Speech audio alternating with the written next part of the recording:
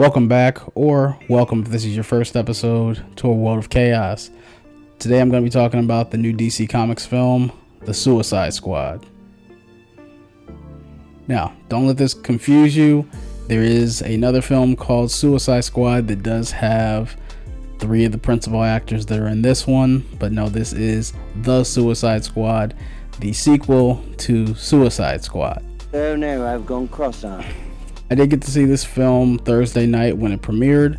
Don't know exactly when you'll be seeing this, but this will be a spoiler-filled review. No, I'm not going to give you a list of every person that dies in this film, but I will be talking about some of the major plot points and some of the major deaths that do happen in this film. So if that's not your cup of tea, make sure you bookmark this and come back after you watch the film and let me know what you thought of my review. And if that's what you happen to do, make sure you leave a comment in the comment section below. Let me know what you thought of the film. Was it better than the first one? Did you enjoy the tone? What was your favorite death of the film? Also, make sure you hit the like button because that really helps out. And give me a subscribe. It really does help out the YouTube algorithm. Hit that bell icon and make sure you stay notified when I drop my next video. And if you're listening to this in podcast form, let me know on my social media what podcast form you're listening to this on. Is it Apple, Spotify, Anchor, Google, or Pocket Cast? And you can always hit me up on my social media on Facebook, the Facebook page, Team Kayos, Instagram, Team Kayos, Twitter, Team Kayos. You can even hit me up on PSN, yes, Team Kayos. And also, he can hit me up on the Wakanda Black Nerdcast, this pages.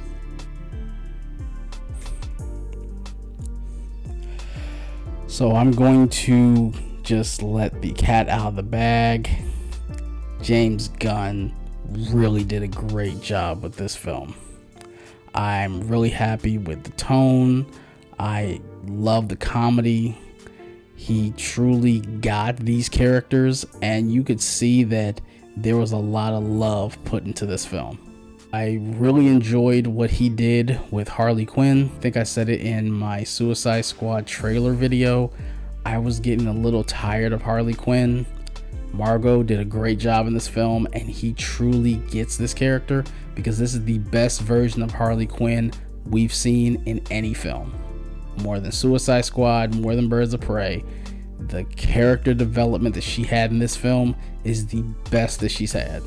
There is a scene in this film, it's about 2 or 3 minutes long. She goes on a monologue, and I set it to 0. I'm like, that was better character development than she had in all the Birds of Prey. I was actually pleasantly surprised with how much I liked Idris Elba in this film. He didn't play the just stereotypical gruff straight man. He actually had a lot of comedic parts in this film, and it actually was a little jarring to see him be this funny because most of the stuff I see Idris in, he's just playing, gruff, tough guys, Stringer Bell. He's just Idris. So seeing him be this silly, and he does get a little silly in this film, it was actually fun. The chemistry that him and they say it's John Cena in the film, but I didn't see him.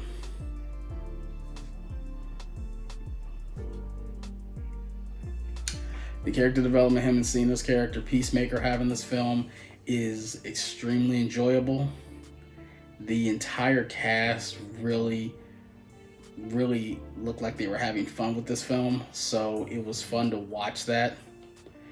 You can tell by the way that James wrote a lot of the dialogue, this was a lot of the stuff that he couldn't do in the Guardians films. He got everything out in this film, it feels like. And I'm actually now kind of sad that he's going back to Marvel, because now seeing this, I kind of wish I could see him play a little more in the DC sandbox. So just the basic premise of the film, Amanda Waller assembles another Task Force X, Suicide Squad, for a mission, and hijinks ensues. Harley gets into some chicanery. She then meets back up with the team, and as you've seen in the trailer, Starro, the original villain from the first Justice League comic book from like 60 years ago, actually appears in this film. The action is really good. Of course, the comedy is on point. And this film is gory as hell. Like, this is a hard R film.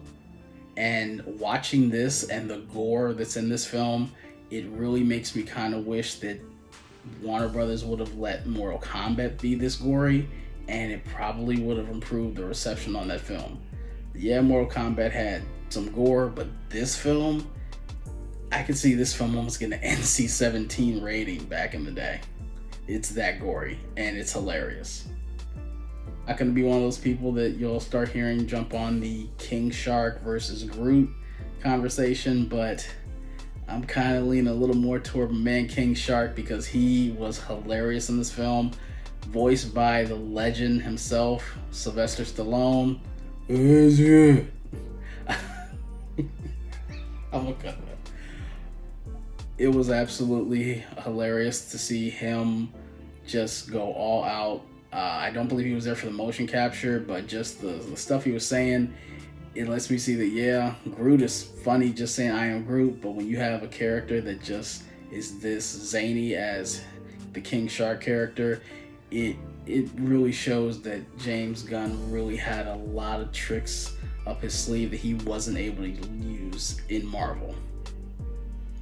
And the cast is really solid. Like I said, you have Idris Elba, you have Margot Robbie, Viola Davis is back as Amanda Waller, Joel Kinnaman is back as Rick Flag, you have John Cena as Peacemaker, you have Pete Davidson in it, you have Nathan Fillion in it, Michael Rooker, Peter Capaldi as the Thinker. Like, this is a great cast. So it really was a fun watch. The movie theater I was in was a great movie theater to see a film like this in. When I saw Black Widow, the theater I was in was kind of a little quiet. Nobody was really cheering too much. It wasn't completely silent, but it left a little to be desired. No, this theater that I saw this in, me and Zero were having a good time. There were a couple parts in this film where multiple people were just clapping either at the action set piece that just happened or the gore that was in this film. So this was a great movie to see in the theater, and yeah, we both had our masks on. Yeah, I'll say the standout character for me in this film, if I have to pick one of them, is probably going to be Idris Elba's Bloodsport. I originally thought he was just going to be a copycat Deadshot, but actually he did a better job suiting the story than Will did, and I enjoyed his performance more than I enjoyed Will's. Will was just playing Will in that movie. Idris surprised me with some of the comedic choice film, and it was really enjoyable. There are 2 end credit scenes. The first one happens almost immediately after the film cuts to black. The character Weasel that you think died in the original part of the film, the first 6 minutes when the entire Suicide Squad sans Harley gets murdered on the beach, which, yeah, if you saw the commercials and the trailers, you kind of knew Pete Davidson wasn't going to be up in this film. Pete's character dies hilariously. Nathan Fillion, who I knew was going to die, dies hilariously. Margot Rooker. It was a bloodbath. Well, Weasel is still alive. That's the funny part. That part kind of didn't work for me. The second end credit scene, the one that's after all the credits, it actually sets up John Cena's Peacemaker TV show that's going to be on HBO Max, which is funny because in the film, he basically looks like he dies, which I thought they did. So when he gets shot in the neck, me and Zero said, wait, I thought there was going to be a Peacemaker show. Well, this is what sets up his TV show. And I can see the end credit scene almost being the cold open of the Peacemaker show. So make sure you stay to the end of the credits to see that part. All in all, I had a great time with this film. I had a better time than I thought I was going to have, and I actually expected to have a good time.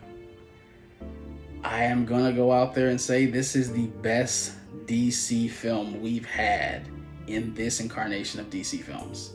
Starting back with Man of Steel, Batman v Superman, Wonder Woman, Birds of Prey, Wonder Woman 84, Aquaman, Shazam, Justice League Snyder Cut.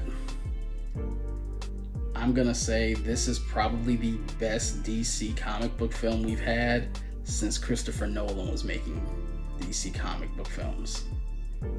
The cast is perfect, the tone is perfect, it's hilarious, it's well made, it was a good story, had a little twinkle of heart.